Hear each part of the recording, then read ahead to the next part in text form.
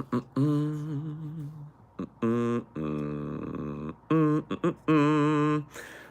ba da dum dum. Bum ba bum bum. Bum bum bum bum. Bum ba ba bum bum bum bum.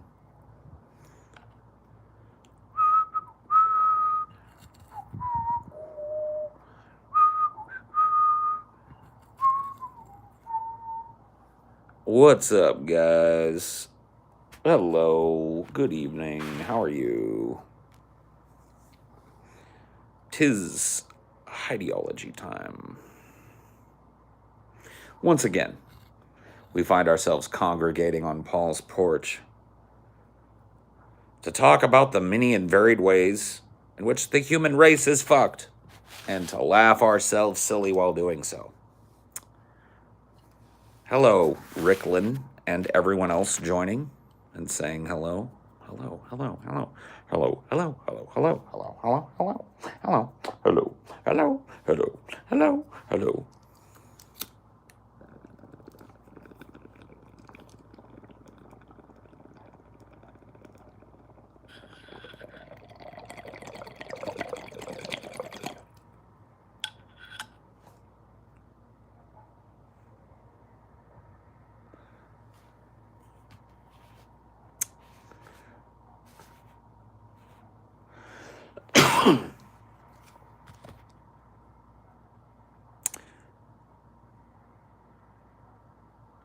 You say goodbye, I say hello.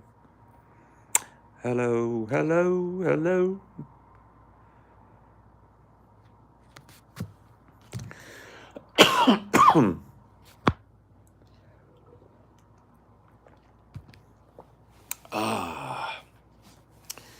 So, I got word through the grapevine that our very own favorite cold take Karen was whining about me again last night. So we are now going on 2 months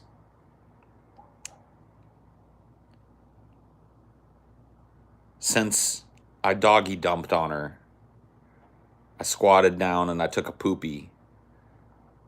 And in 2 months almost, she hasn't scrubbed it off yet.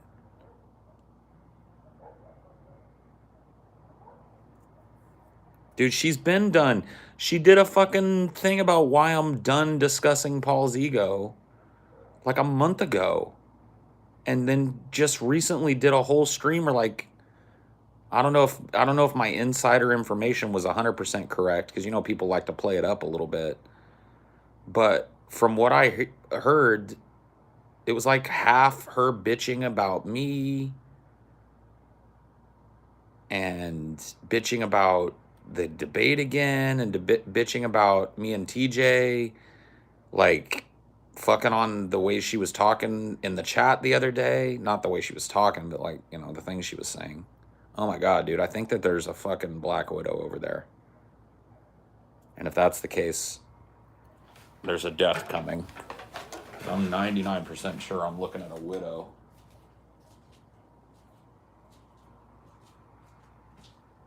Oh yeah, you're a big old Black Widow. Fuck you, cunt.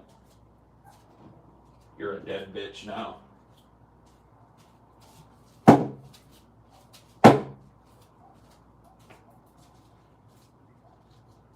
No quarter.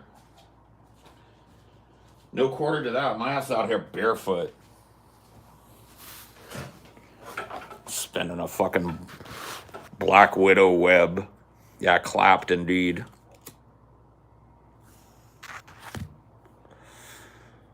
Splattered that bitch.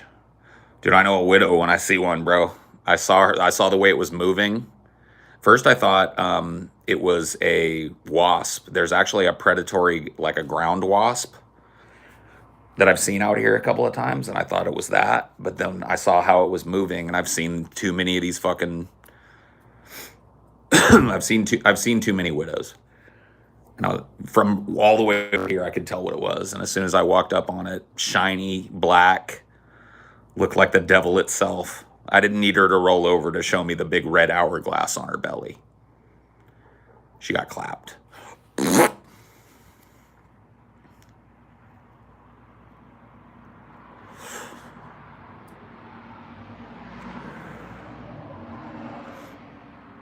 Yeah. Black Widows get it on sight, for sure. If I see a Black Widow in these streets, they're getting just what that one got, dude. They get clapped with the boot. I curb stomped that bitch. I literally grabbed a Timberland boot and crushed that bitch with the heel of it. On sight. I catch them out in the streets, and they're going to catch the boot. That's just the way it is.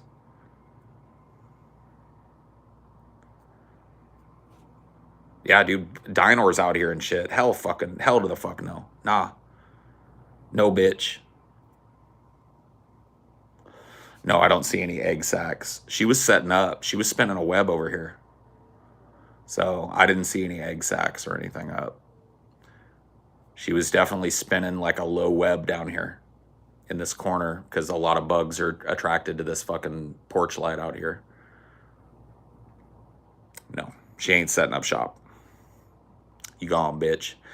I'm definitely calling the exterminator fucking tomorrow. I'm done with this shit. I'm just gonna have somebody come out and do an outside fucking around the edge of my house spray and shit. It's been too long. I'm seeing too much of this shit. Too many fucking wood roaches running up here on the goddamn porch. And now a fucking Black Widow. I've had it. All these flies. I've had it. Yes, we do get brown recluse here. But I don't see I don't see them as often as I do widows. I've only seen a couple of brown recluses in my entire life. Yeah, dude. Yeah, I saw Razerfish fucking pwned TJ, bro. He fucking pwned TJ.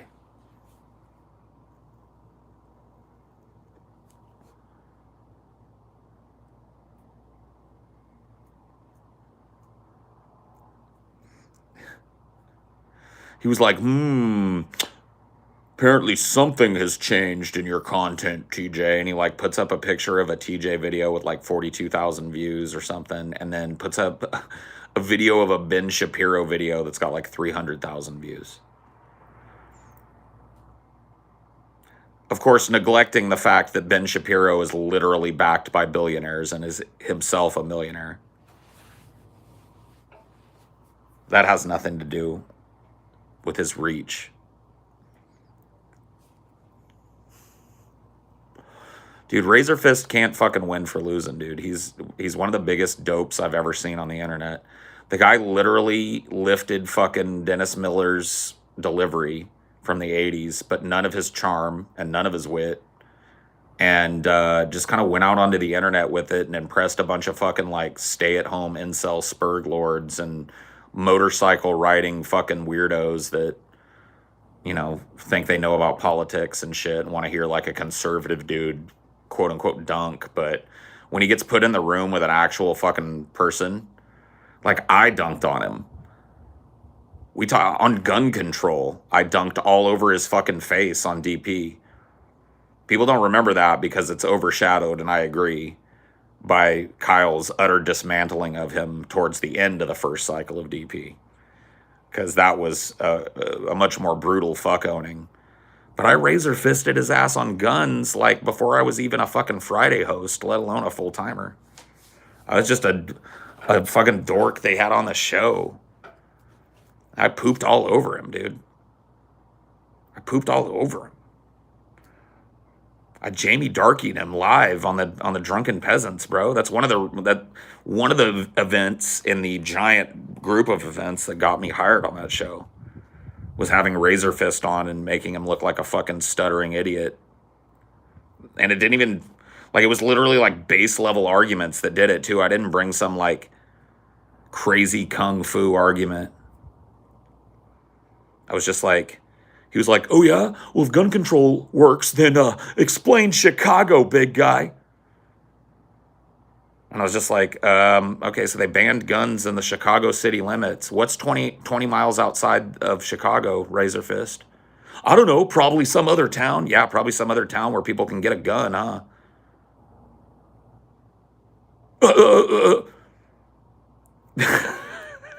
This is like, but that's not a high level argument. That's just like basic fucking, that's just like observation.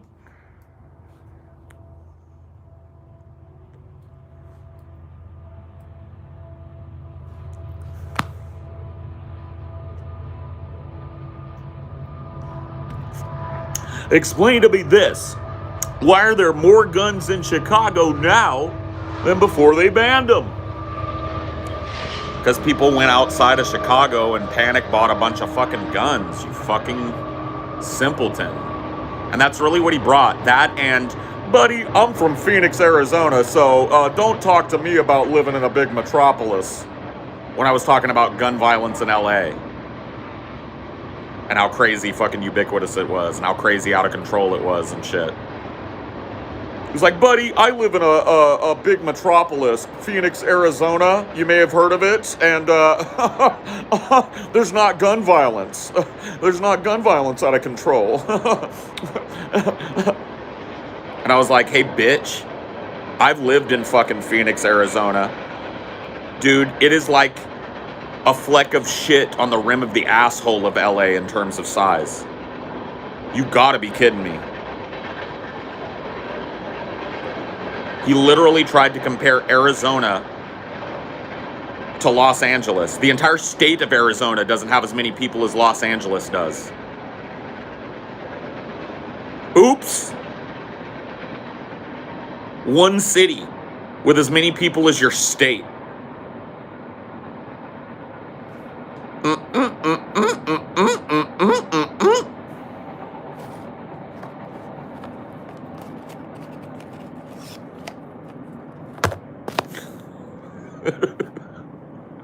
What a fucking total goober. And that 3 million, by the way, that 3 million number that you see for LA, that's just including LA. LA is an endless sprawl of cities that is unbroken through the San Fernando Valley. So if you include all those, it's more like 8 or 9 million people, maybe even 10 million people concentrated in one place on the planet, with free commerce and virtually no distinction between them.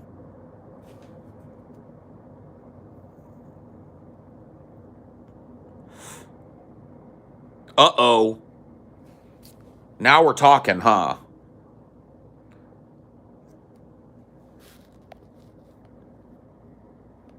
Yeah, there's 40 million people in Cali. Sounds like cancer to live in. I would imagine it is. I've traveled there a lot. I spent a lot of time in LA as a kid because I grew up real close to it. I'll be in LA here soon again. I know how to navigate in LA, but I don't think I would want to live in LA. The guys have actually lived in LA. They were in, I'm trying to remember what it was. They were like up in the high desert, so not like technically in LA, but they're still in the, they're in the region. I can't remember exactly where they grew up, but, or not grew up, but stayed for a while. But yeah, no thank you.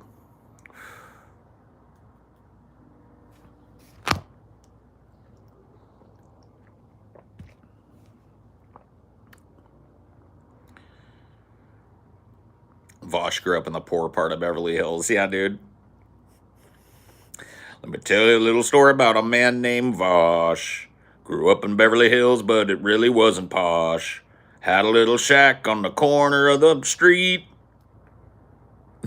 Like, what? There's no... Dude, I'm fucking whatever, bro. Do me a favor, okay? Here's how you fucking fact check Vaush on that shit. It'll be very easy for you if you ever get the chance to travel to LA. Get an Uber, right? And say, I would like you to take me to the bad part of Beverly Hills. That's all you got to do. Land in LA, land at LAX, right? Order an Uber, and when the Uber driver gets there, say, you tell him like, hey, I want to reroute. Or just tell him like, hey, I just picked kind of a random thing in Beverly Hills because I want you to take me to the hood, the Beverly hood. You know what I mean? The real seedy, dark, poor person part of Beverly Hills. You know what that Uber driver is going to do? He's going to tell you it doesn't exist. He's going to tell you that Beverly Hills is where rich people live. And that there's no hood in Beverly Hills for him to take you to. And then he's probably going to suggest taking you somewhere in East Hollywood if you want to see a hood. or East LA in general, or South Central.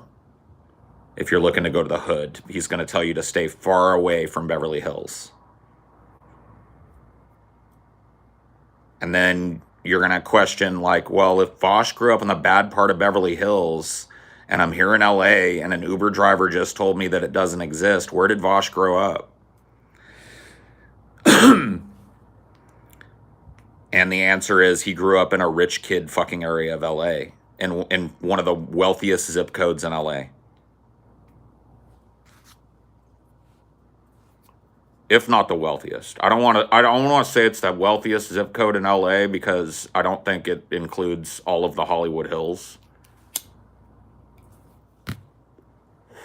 Beverly Hills, that's where I want to be.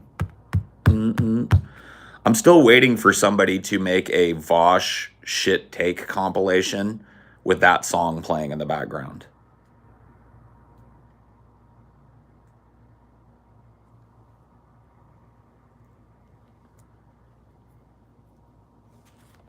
Just be honest about your background. Yeah, don't try and get street cred with poor people by telling them you grew up in the Beverly Hood. There's no such fucking thing, bro. There's no mean streets of Beverly Hills, bro. I'm sorry. I just have functionally been to Beverly Hills, dude. I've spent time there. I've been all up and down Beverly Hills. You know what it is? Super upscale fucking shopping places like Bulgari and fucking like jewelry places, upscale like Fendi, Prada. I'm not even joking. Gucci, Fendi, Prada, all of them have huge outlet stores in Beverly. And you will see more Lamborghinis, G-Wagons, McLarens, fucking Aston Martins, BMWs. You will see more fucking $1 million cars per square mile in Beverly Hills than almost anywhere else in LA. You got to really like go up into the Hollywood Hills and kind of chill at a park or something to see more.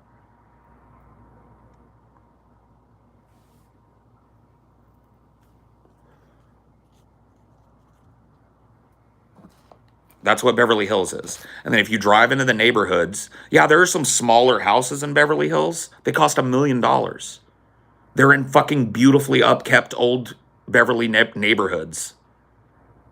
And they're half a mile from the Fendi outlet. And then there's huge, opulent mansions. And then there's the in-between. There's no hood. Beverly Hills is not a carjacker's paradise because it's crawling with police. Beverly Hills PD is literally on every fucking street corner. They're on patrol all day because rich people live there. So the cops are so well funded they can't hire enough. So it's cop central. There's literally never anything that goes on in Beverly Hills, dude. Look up the news. Nothing happens in Beverly Hills. Maybe a car, you'll find like a car accident because some fucking coked out millionaire crashed his car into somebody or some shit. Beverly Hills is almost mostly white. No, dude, there's plenty of fucking like working class Latinos living in Beverly Hills, half a mile from the Fendi outlet, just across from the Prada outlet, but pretty far, like 3/4 of a mile from Gucci. So, I mean, come on, bro. I invite you guys to fucking fact check me on this.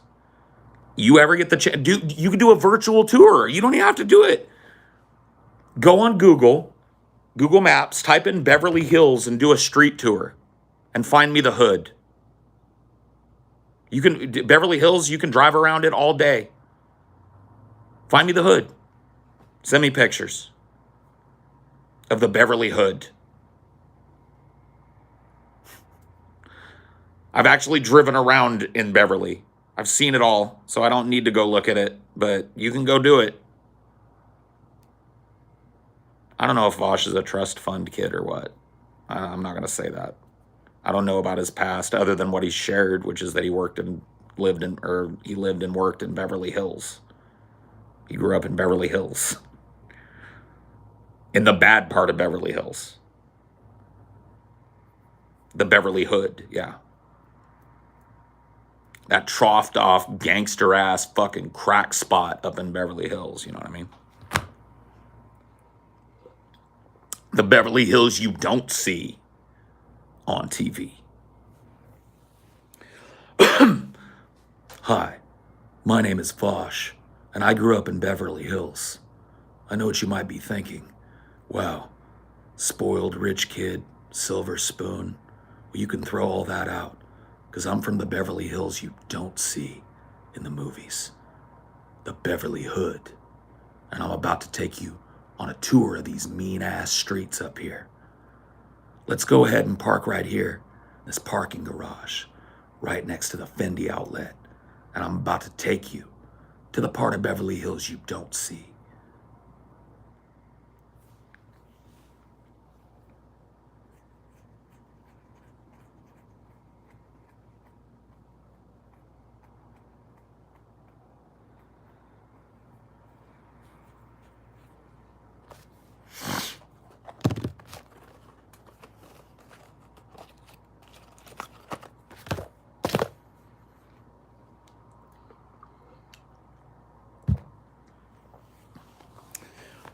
What's this? Ladies and gentlemen, we're here in what we're told is opulent and beautiful Beverly Hills. And as you can see, let me zoom in on it here. As you can see, right here next to this this Lamborghini is a cigarette butt on the ground. If Beverly Hills is such an upscale place, how did a cigarette butt end up here? I mean, I'm talking about the dirty hood. Look at this shit. And here's another one. You think it's it's just an anomaly, Vaush. It's just an anomaly. No, here's another cigarette butt on the ground. I bet a junkie woke up in his own puke and like just left these here. Ugh.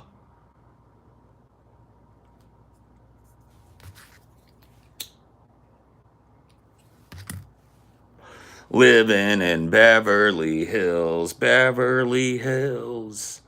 That's where I want to be.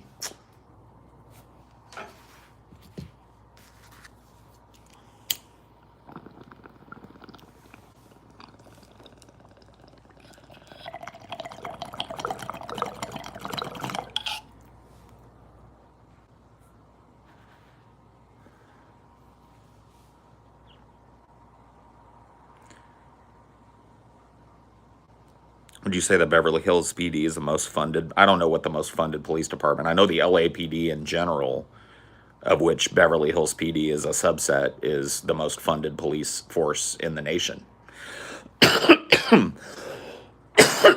Also the largest.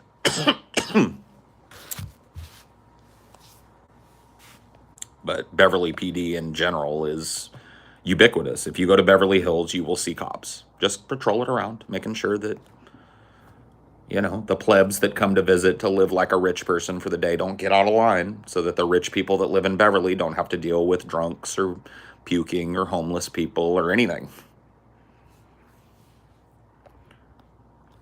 I lived in a place like this, not in Beverly Hills, but I don't lie to you guys about this. I lived in an upscale town for almost a full year, Bellevue, Washington, which is near where Vaush lives now. He lives in Seattle. Very expensive place to live, by the way. And Bellevue, Washington is very analogous to me, to Beverly Hills, just in terms of how it's run. So if you saw somebody that looked homeless, you wouldn't see them the next day. They were ushered off the property. There was no dirt, nothing on the street, lots of expensive cars, lots of Tony upscale eateries and dining establishments. I literally shared a zip code with Bill Gates. Bill Gates lived in old Bellevue. So I know what it's like to live in a rich town, a rich person town, and Beverly Hills is one of those towns. And so the fact that he doesn't feel comfortable just admitting that he grew up well off as a kid goes to show you that he really wants to be perceived in some way, in my opinion, because that's absurd. Claiming that you came from the bad part of Beverly Hills is just an absurdity. There's no such thing.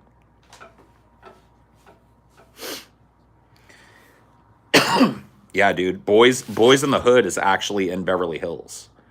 Like they don't tell you that, but it's actually set in Beverly Hills. Didn't you know?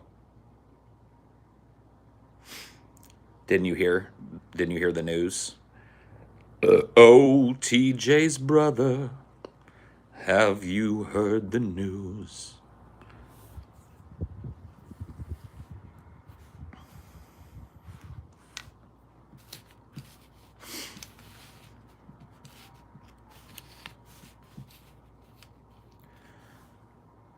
Like, I don't lie to you guys about how I grew up. I tell you exactly where I grew up. I grew up in a little farming town known as Madera, California. My parents were working class.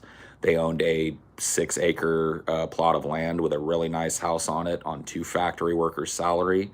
Were in a huge car accident that precipitated a bankruptcy where they lost everything. I lived in a trailer. I lived in apartments. I moved in with my grandparents for a little while. Eventually, my parents got back together and bought another little house in that same little town of Madera, California, and then got divorced for real. And after that happened, I lived with my mom for a while. I lived with my dad for a while. I kind of bounced back and forth between them. Both of them had pretty normal, middle class type of houses on the salaries they made at the factory. And when I moved out, I lived in Phoenix, Arizona. I couch surfed in Phoenix proper for about 2 weeks or so while I found a job. And then I found a job and moved with the person I was couch surfing with into another apartment that we split the rent on. We shared a bedroom and everything else, kind of split everything else. And I lived there for about a year and a half, 2 years. No, it's 2 years. Then moved back to Fresno, California, where I transferred. I was working for Starbucks at the time, so I transferred my job with Starbucks to Fresno, California. And while I was there, I bought a condo for pretty cheap, $25,000. I bought that condo when I was 21, and I lived there for about 8 years while I worked at Starbucks. And for about the first 2 years and change that I worked at the school district, I quit Starbucks after 8 years to move to the school district. I was a network systems information specialist there. I really shouldn't have been hired because I had no college, but I was able to work on computers, and that's all they cared about. And so nowadays, if you were to try and get that same job, which still exists in that same school district, you have to have a technology degree. But at the time I got hired, I just kind of lucked out, got a really good job. And when I say really good, I don't mean like some kind of fucking giant windfall of money, but it was a fucking decent job, a decent upgrade from Starbucks. And during that time, I got married and bought a house with my ex-wife and lived there and supported that, or supported half of that with my ex-wife working full-time as well, until around 2015. I got a divorce. I moved out. I moved to San Antonio, Texas, actually Windcrest, Texas, if you want to be specific. I got an apartment there with my girlfriend. I lived there for a year, pretty much hand to mouth, barely making enough to get by on, but loving my job and really trying to do good at it. Then I finally was offered a full-time position, and I moved directly from Windcrest, Texas to Bellevue, Washington, which I was telling you guys about earlier. I was in Bellevue, Washington for a year, a very upscale area, so I made a decent amount of money, but every bit of it went to my rent. So I definitely wasn't making enough money to be living where I was, but hey, it was fun. Then after that, I moved to a place called Beauchene on the North Shore of Louisiana. That's where we rented the Tinderbox, which was a big, nice house. But there were 2, 4, 6 people plus kids living under the roof, and 2, 3 at first 3 dogs, and then it ended up being like 4 dogs and a cat by the end of it. It was insane. It was a madhouse. We lived there. That place almost burned down. Then I moved to an apartment in Covington, Louisiana, and I lived there for about 3 years. And then I moved here to California, and I rent this place now. And that's my whole fucking existence right there. And everywhere that I've lived, everything that I've done, how much money I made and what I did with it, I don't try and paint myself to be anything other than that. So there it is. That's all verifiable shit.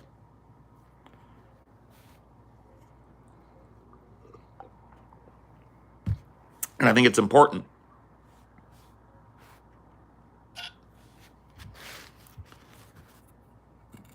As rough as divorces are to go through, I've heard people call it an awakening, and afterward they end up pursuing the life they really wanted. Was that the case for you?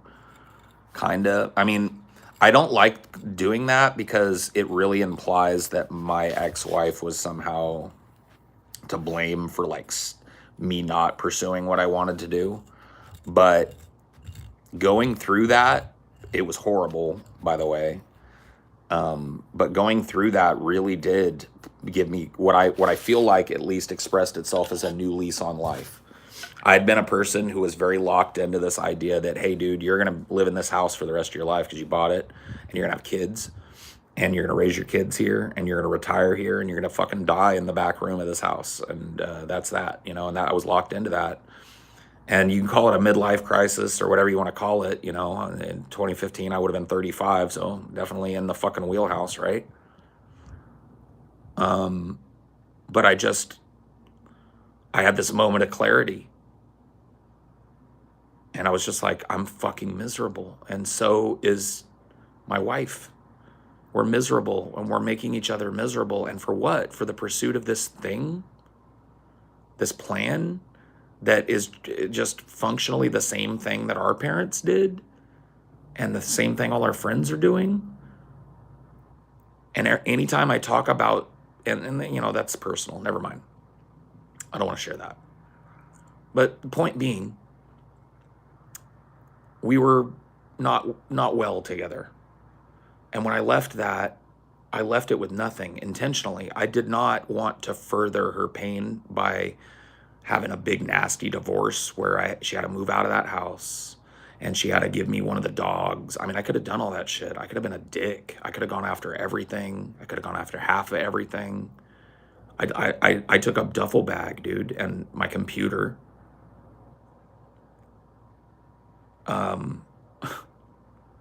And I did that intentionally because I didn't want to compound the pain of the end of that relationship by making it a big legal battle and dividing up all our stuff. Like, that just didn't feel right.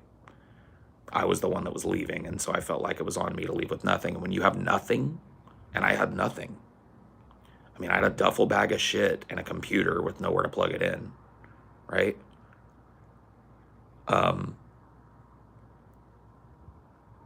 It frees you to do whatever. You know what I mean? Like, it really, like, that sounds kind of trite. So let me try and find a more poetic way of saying it. It opens you to the possibility that you can go and do anything within reason. Everything's off the table. You know what I mean? In terms of the expectations that people have of you and the expectations that you had for yourself. And you can literally take part in remaking yourself. So, yeah, nowhere up from rock bottom. That is true. And I kind of intentionally put myself there because I think I needed to go there again. I'd lived a lot of years where I was working real hard, but I was comfortable in my misery. I'd fallen into a routine that included a whole lot of self-loathing and a whole lot of pinched anger. And it was killing me, bro. It was literally killing me. No, not being single. You're not listening if you think this is about, you know, not having a partner. I live by the saying, if you want to be miserable, compare yourself to others. But what am I meant to do when my family openly compares me to others in a disparaging way? Realize that just as much as it wouldn't matter if you were honest in your opinion about your family members, they would still be the same. Realize that you are that same person. You're the same way. So that, look, dude, people can think whatever the fuck they want to think about you. And they're gonna. Let's put it that way. They're gonna do it. They're gonna think it. They're gonna say it. They're gonna about it. But that has no bearing on what you are and who you are. If it did, you know what I would be? A loser sitting under a bridge somewhere. That's what my dad told me I was going to be. When I told my dad the first time that I was going to pursue being on a podcast, he laughed his ass off and started naming off bridges in Madeira.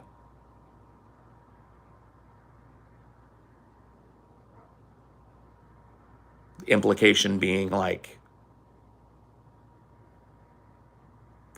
that's going to be your address soon.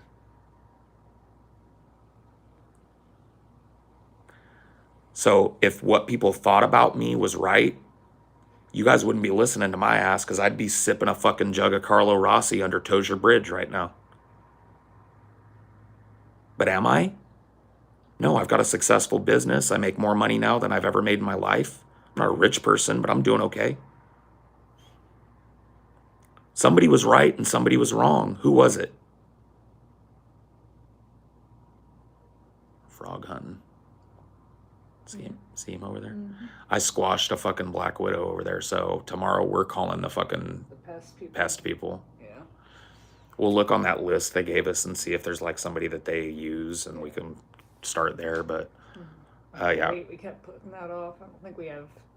Well, you can see it's still squished over there. It's like, if you look at that little knob on that wall, it's right below that on that flagstone in the corner. Yeah. I'm hoping that frog will eat it. It's good, buddy. Go get that fucking dead spider. I should have just left it there, because you would have fucking eaten it. Oh well. No, I interrupted. How smart they are. They're not very. Maybe they can't eat them. Who knows?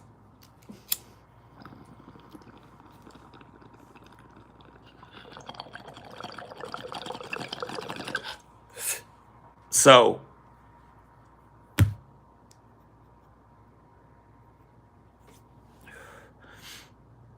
don't give a fuck what your family compares you to or who they compare you to. It's not their life to live, it's you. You're stuck in your meat prison just like they're stuck in theirs. So ultimately, at the end of the day, you got to live with the consequences and reap the benefits of your decisions, not them. And if you let haters and naysayers and shit talkers and non-believers, and when I say non-believers, I don't mean atheists, I mean people that don't believe in you, talk down to you and define what you are, you will be a fucking self-hating, self-loathing, nothing loser that never tries anything, never goes anywhere, never does anything of note. You'll become what they say you will be if you listen to them. So defy them. Openly defy them by proving that their conception of you is incorrect. And fight for it.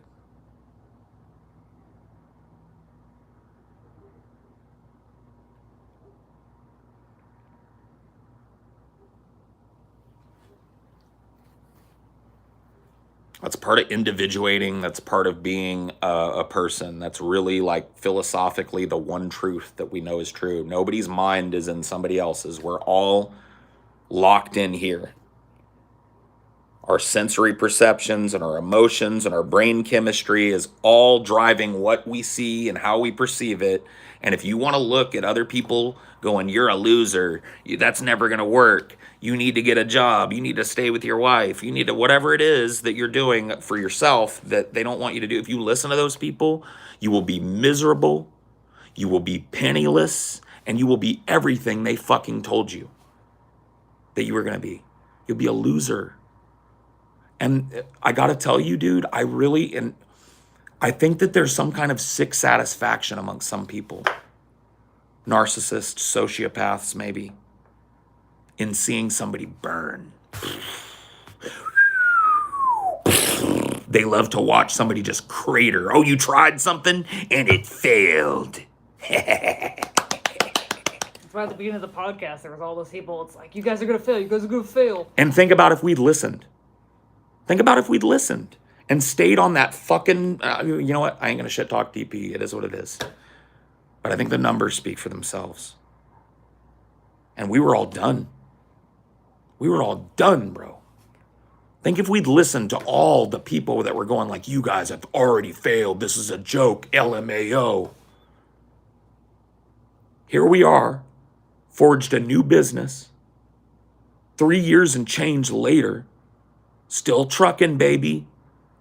Dude, those haters probably helped, to be honest. 100% Added they to the did. view count. 100% they did. Dislikes count as much. Yep. I'm just saying, dude, you want to listen to a naysayer? By all means. But if I were you, I'd just go do. In defiance of those people, too. I won't lie and tell you that all the fortitude to go off on my own and do my own thing came solely from within me. Now, ultimately, it was me that had to make the decision. But there was a big fuck you element to it. I'm not going to lie. Some daddy issues wrapped up in it. Not just daddy issues, just friend issues, family issues. It wasn't just my dad that fucked on me for this. It's a big kind of fuck you to all the people that made fun. Big kind of fuck you to the naysayers. Big kind of fuck you to all the people who talk shit about me. To my face, behind my back, through the grapevine. Big middle finger. Success is the greatest revenge. So there you go.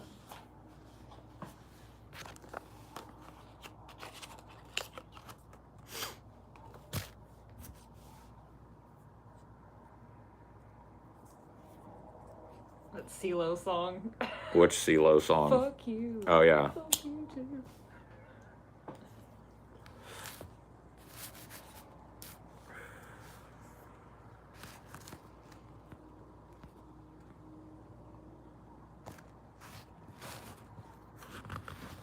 You guys just better stop with the DP shit. I only bring it up because I was part of it for so long, but I'm not here to talk doo-doo about current DP. Billy is a good friend of mine and has been for a while, and he's never been nothing but fucking cool and fair to me. Like, And actually, he'll Billy, like your shit on Instagram and shit. So. one of the biggest regrets I have about the leaving DP was not taking Billy into consideration. And none of us did, and it was really an oversight on all three of our parts that nobody hit Billy up, because at that point he was coming on the show kind of semi-regularly as a paid guest and shit, and that's one of the biggest regrets that I have, and I don't even think I've apologized to Billy for that, so maybe I ought to in private. I mean, but he and I are still cool, so I can do that at any point. But that's the one thing about the end of DP I feel bad about, was that, like, I didn't, and nobody, you know, I wasn't like an owner of the company, so I don't really think it was, the onus was on me. But as a friend, I could have DM'd Billy and told him, like, hey, dude, we're about to leave the fucking show and shit, and I just wanted you to know. You know, and I didn't do that. So that was shitty. And, you know, but Billy and I are still real cool. And I'm not going to sit here and dog out his show. It doesn't put no more views on my show to dog out somebody else's effort. So I'm not here to do that. I really, and the few times that I've slipped up and have done that, I've corrected myself on that shit. Because that, like I said, that's just not good for business. And it's not something I wish on my friend Billy.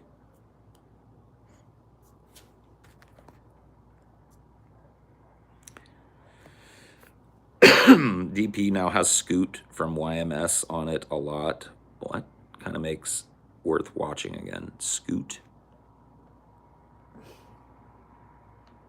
For me, so the guy from Your Movie Sucks or whatever goes on there. That's cool.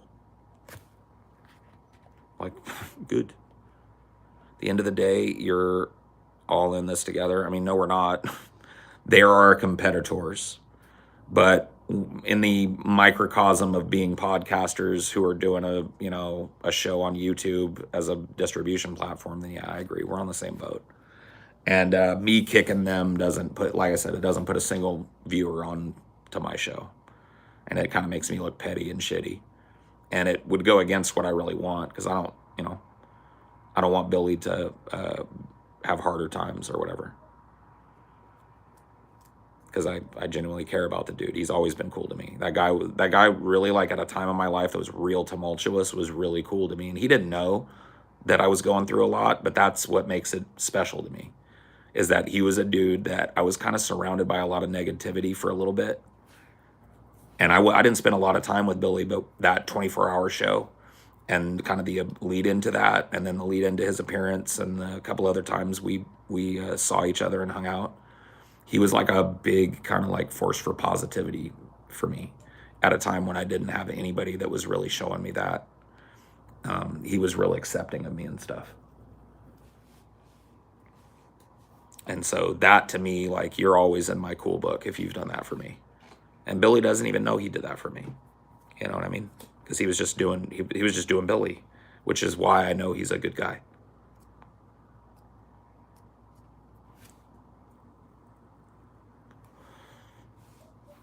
Like, you know, I get a lot of like armchair psychoanalysis and stuff because I've been honest about my diagnoses and shit. So I get a lot of people in the fan community that think it's fun to like, oh, Paul's depressed, that's why he's saying this. But there have been times when I have been in some real nasty spots. And during one of those nasty spots, Billy was pretty much, he was like, you know, like it almost felt like having a friend at home or something. Like it was almost a little piece of being home. And I only knew the guy just very briefly.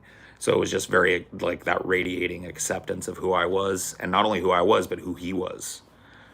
That was what really struck me, that positivity that came off of Billy being a big dude. I don't want to cry about this shit, so I'm not gonna.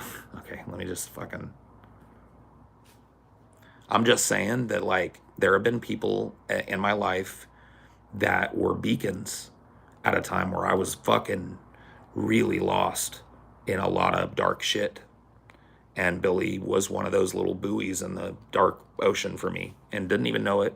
Just because he was who he was really cool to me, funny, made me laugh a lot, and he just didn't give a fuck what people thought about him or me or anything. He was one of those dudes that would just like throw his fucking arm. I'm sorry. No.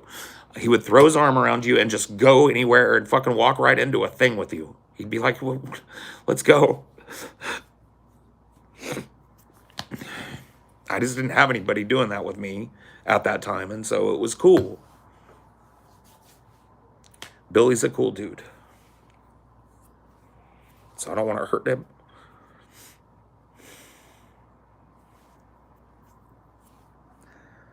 I've been very lucky in my life to have people like that. You know what I mean? I've said that before, and that's what always moves me to tears. The last time I cried in front of you was another person that was that for me at a dark time in my life. Michael Fields, my teacher, you know, not and in a different way than Billy. But, you know, I really get emotional when I think about the people that helped me when I was at my lowest and didn't even know it, because they were just doing what they do and being who they are. That makes me emotional quicker than anything in the world, because I really attribute a lot of my continued going on with looking for those little beacons in the dark, like that I talked about, those little buoys in the ocean that lead me somewhere out of what I'm in. Thanks, Latello, for the 5.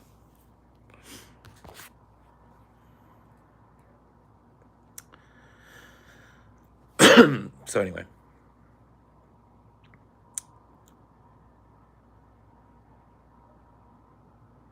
I'd say I appreciate the stuff you guys did back then. It was definitely formative for me in getting into progressivism at a young age. I'm glad to hear that. You let him know any of this? No. I'm not really good at communicating that type of shit with people. You know, that's a failing of mine. But like I said, he didn't even know he was doing it, you know. So.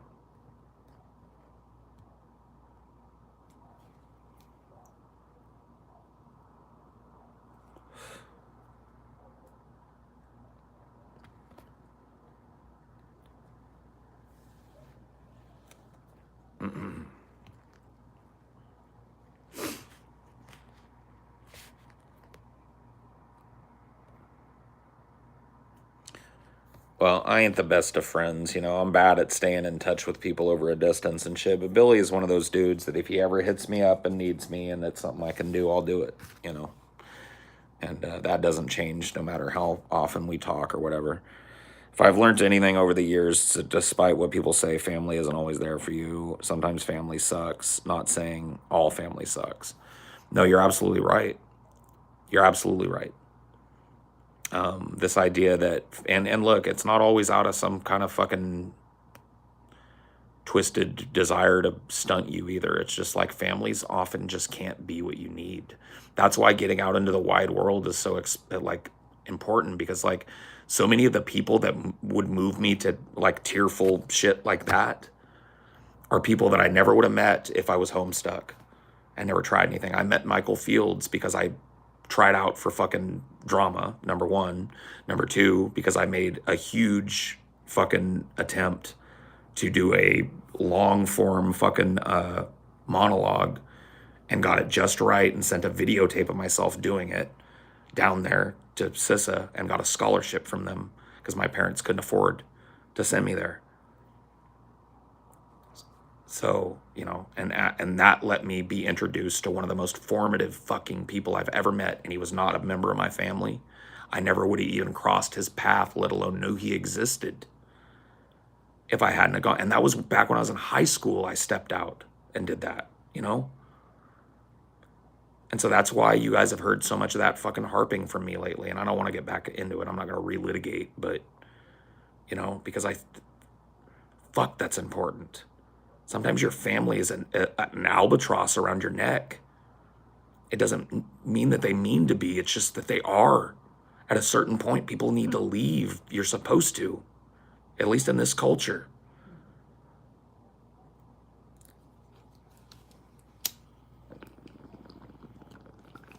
It's like you're just missing out on so many opportunities for building self-confidence and shit if you don't do it. And meeting people like I'm talking about. I never would have met Billy the Fridge, who I just fucking told you guys about. I never would have been on the Drunken Peasants or have my own business doing this. I never would be talking to you guys. You know, if it wasn't for these people. And very few of these people are people I grew up with or around or was raised by. Nothing against them. But you know what I mean? My mom, my stepdad, my sisters, different in their different ways, have been there for me and would be there for me. I know if I asked, I just don't. But fuck, man, they haven't heard me fucking crying. They haven't nursed me through a fucking panic attack. They haven't seen me at my lowest. Not in a long time, at least. You know, other people in my life do that for me, you know. And they're not relatives of mine. Well, now, one of them is. But not blood relatives of mine. They're not my family from what I was raised in. I've made a new family here. I never met you. I didn't say, fuck you, Washington. See? Yep. You were just like, what? I can't afford to live here? Okay, bye. Going somewhere where the rent is cheap and the work is plentiful. And you sure did it.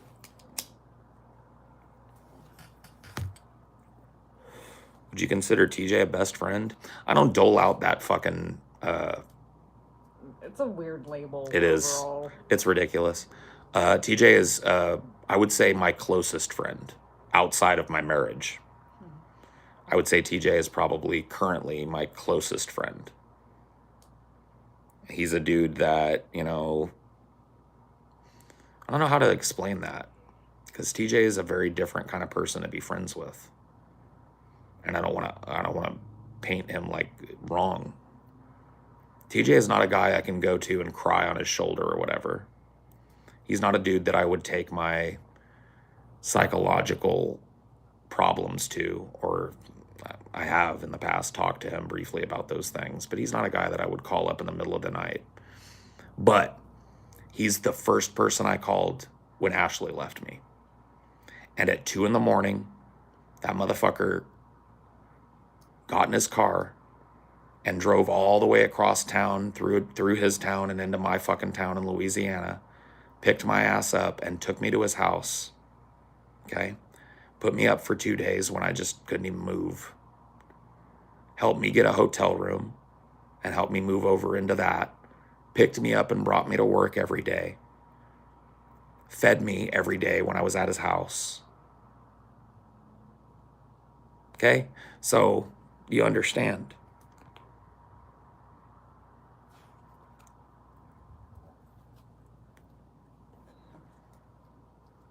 I feel like just the term best friend in general like sets people up for disappointment.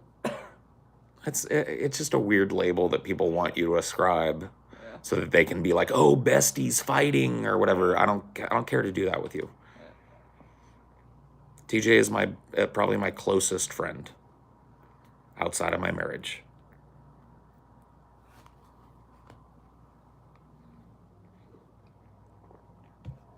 Not my longest friend. You know, he maybe doesn't know me as well as some of my other older friends do in terms of growing up with me and shit. But when the chips are down, TJ's never fucking left me with my ass in the wind. He's always been fair with me. And he's always been cool to me if I needed him. And he's put up with a lot of bullshit from me. Not saying that I haven't gotten irrational bullshit from him, but you know what I mean? I'm not an easy person to deal with, and TJ deals with me every fucking day. Despite people calling you a doomer, you give people like me a lot of hope, something that is desperately needed. I don't know, thanks for being you. Well, thanks for the contribution, bud. I appreciate it. I'm not trying out to be a motivational speaker out here or whatever. I just end up talking to you guys about really raw shit because you ask. And I don't think hiding who you are serves a fucking purpose. You know, I'm marking my place here. I was here. This is me. You want to know about me? Within reason. I'm an open book, you know. I don't shit talk other people. I don't drag people into drama and shit. But you want to know about me? I talk. I feel like laughing about someone crying and sharing their emotions is probably pretty damaging. I mean, maybe, yeah, you're probably right. It's why a lot of men are reluctant to do it. To me, it's not damaging at all. I really don't fucking care. I've been involved in too many fucking horrible events and seen too many grown-ass men cry to know that it's, you know, whatever the aversion I had to it as a kid was just ingrained in me by society. So I don't care that. And a lot of times it's just like a nervous reaction, to be honest with you, because people aren't used to seeing like a dude weep. And so like their reaction is to go, ha ha ha, ha, or to try and make light or to make fun of it because it like makes them really uncomfortable. You're breaking like a taboo or whatever. But I don't really care.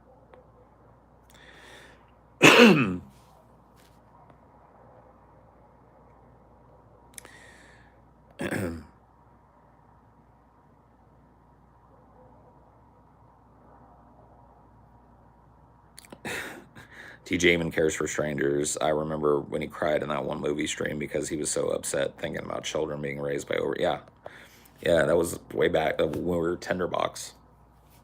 We did like a Cinema for Cynics stream that turned into like a really drunk, stoned, you know, rampage of a stream. And I don't know. He just kind of was moved by something somebody said in the chat.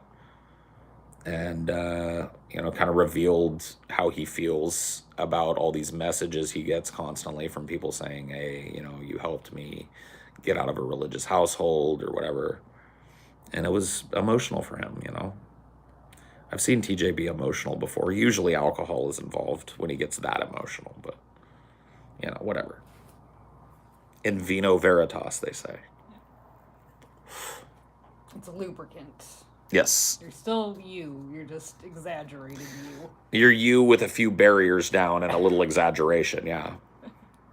That's pretty much all drugs, you know.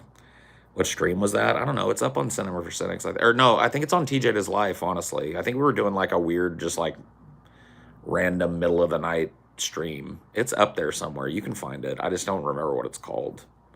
I can't remember the movies we watched because none of them mattered. I remember it was a 70s movie about a witch. And it was like there was a bunch of like, you know, teasing of titties and shit, but not real porn. I'm gonna go kill this wood roach. Yeah. Being a bastard. Yeah, I already killed one fucking waiter. You people are done tomorrow, you bastards. All right, here we go. I'll let you get over the hump there so you don't fucking fall off of it. I just gotta land this right. And a 3, and a 2. Say I ain't good at it. Defending our turf. Yep.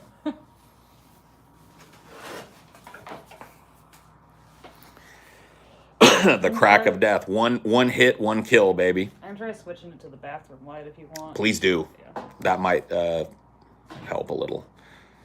It'll be dark it'll be a little darker than it is for the people watching, but they'll still be able to see me. There we go.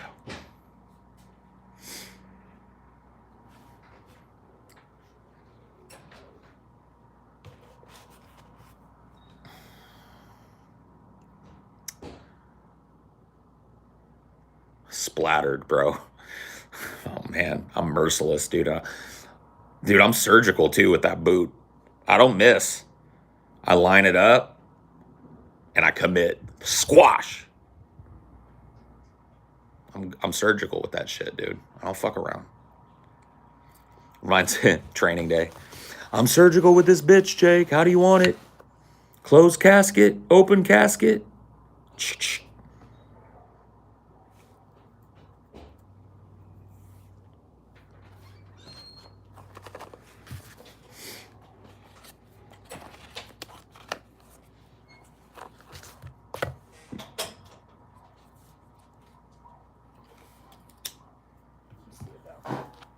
Bug zapper from Lowe's soon too. Yeah, we've ordered some fucking countermeasures, but we're definitely we're gonna call in the chemical warfare tomorrow because clearly the insectoid population is not going to respect the sovereignty of our household. They have repeatedly encroached on our private domicile, despite repeated warnings and repeated, minor skirmishes. They have cricket murders. Yes, they've not only continued to show up outside the very borders of our sovereign domicile, but have encroached to the inside of it and had to be dealt with by the Minister of Internal Affairs, Cricket, who I will admit has dealt very harshly as anyone would with the intrusion. The international community, I'm sure, will decry what we are about to do, but to them I tell them, live on this piece of land. Live here. Have this be your domicile and welcome these wood roaches and black widows into your house, sir. Have them feast among you and live among you. None of them would do so.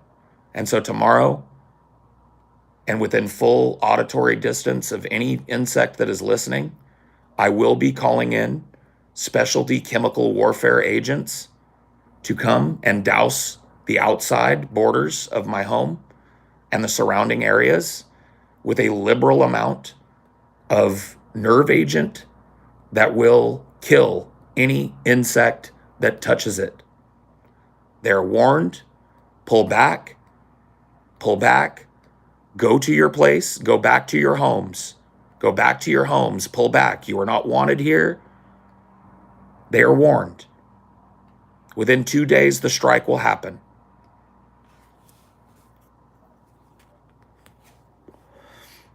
I live in Australia, you know the stereotype about spiders, but I love spiders like big huntsmen and whitetails. They eat bugs. Okay, well, go ahead and have one live in your house, dude. No, I don't shoo away the frogs. The frogs can stay. Do not come. Do not come. To the insects, of my backyard, I say, do not come. Do not come.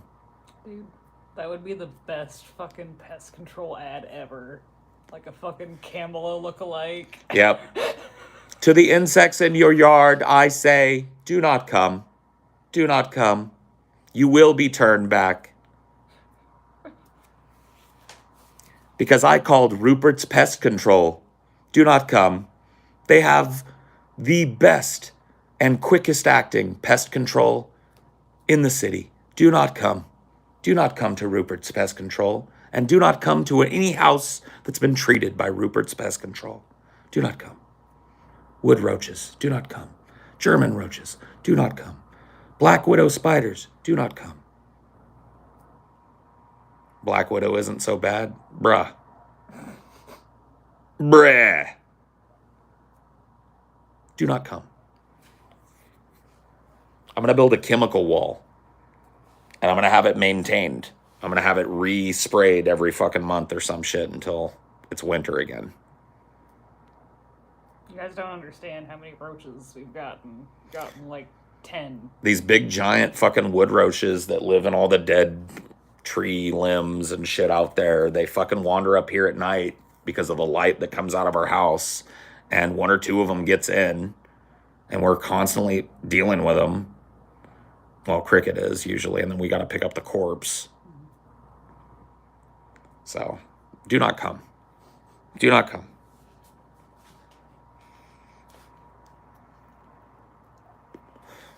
They're not like the nasty fucking German infestation roaches and shit. We're off the city sewer and shit, so there's really no angle for those types of roaches to get a foothold here, but they're these big, they live out in the woods. They eat wood, and they're drawn to light like other bugs are. They come up here and fucking run around on the porch. And this is an old-ass house with no sealed doors. Yep, the doors aren't sealed great. The windows are fucking not sealed great. And there's no way I'm spending money to upgrade that shit. I don't own this motherfucker, so do not come. Do not come. Spray the windows. Do not come. Spray the doors. Do not come.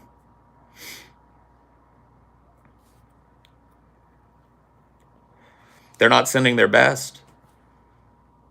They're not. You know, they're rapists. They're scuttlers and skitterers and eaters of food. Some of them I've heard. Some of them. They're not sending their best, that's for sure.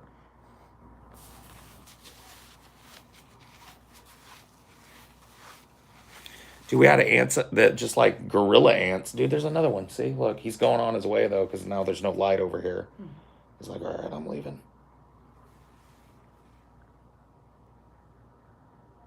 They're eaters of food, yeah. Are you talking about the ants Yeah. explosion from the one Dude, cookie crumb? I was out here eating a cookie with my coffee and talking to you guys one day, and I came out here like later the afternoon to have a smoke, and there was I'm talking the most microscopic crumb of cookie that you've ever seen sitting on the table, and it was literally swarming with scavengers. Like there was a whole ass line. They weren't like fire ants. They were just little scavenger ants. And there was a whole fucking army just for that one microscopic crumb of cookie, dude. It was a fiesta, bro. A total fiesta. Over a crumb. I will say one thing though. We haven't had much of a flea problem here, which is nice. There's nowhere for the fleas to be. Yeah. It's so dead and dry here. Like fleas have to be laid in like dewdrops and the puddles below like grass and shit. We don't got. We're in a piece of dry ass drought land, bro. There ain't gonna be no fleas out here. Fleas have never been a huge deal here unless you had like a real lush area near a river or something. But it's so dry here and then so cold in the winter that it's just like. It's not flea central, but you get everything else. You get the fucking brown recluse, you get the black widow, you get every kind of roach you can imagine. Mice are really bad out here. I'm surprised we haven't gotten any of those or seen any of those, to be honest. Well, it's probably a fucking cat population. Dude, we've got foxes, we've got hawks, we've got the Hawks Nation right out here fucking protecting us from that shit. But I really did think we were going to see mice. Like little fucking house mice or whatever. But we haven't.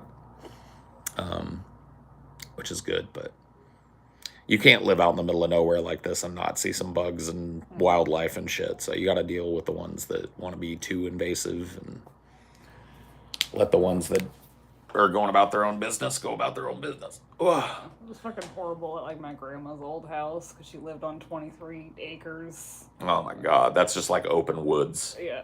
So just like literally every kind of creepy, crawly scuttler that you can think of. They're not sitting their best. We had to check ourselves for ticks if we went out. Yeah.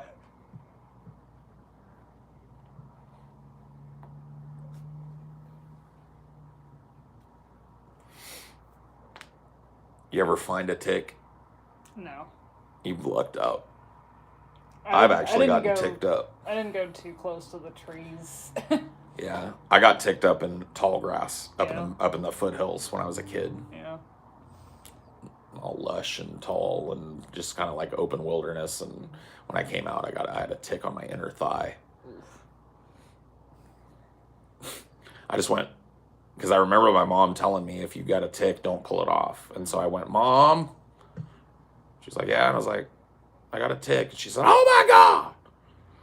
And my dad just went like, calm down, calm down, calm down. And got a match, went psst, and lit it and held it kind of close to the tick's butt. And the tick backed out. And then he just grabbed it and smushed it. He was like, there you go. I mean, ticks aren't that bad. They're fucking Lyme disease harbors. Yeah, you don't want to get ticks. I don't like fucking scream bloody murder if you get one, but yeah. Avoid them too. Yeah, you definitely don't want to like go out of your way to get ticks on you. One, if it happens, it ain't the end of the world, but it could be. Yeah.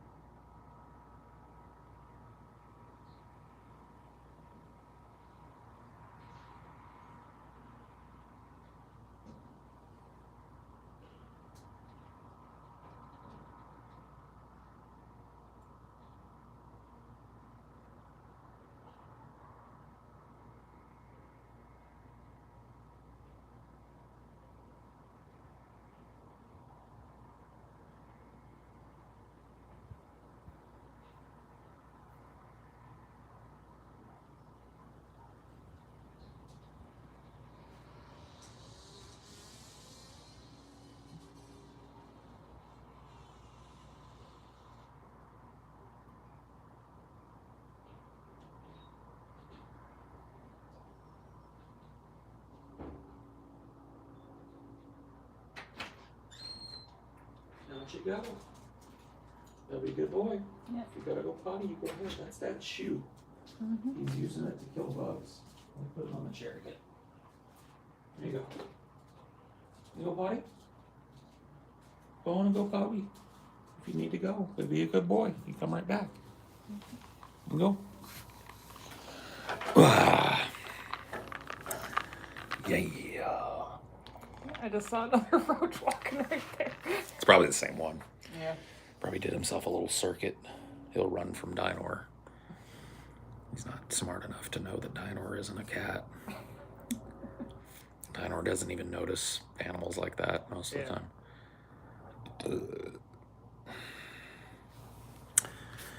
time.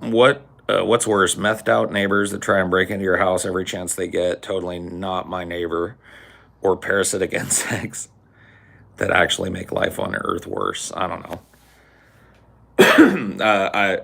I think the more immediate problem that I would have would be the methed out neighbor that was breaking into my house. If I had that going on, that would be a problem. But I'm here so often that he'd get brained.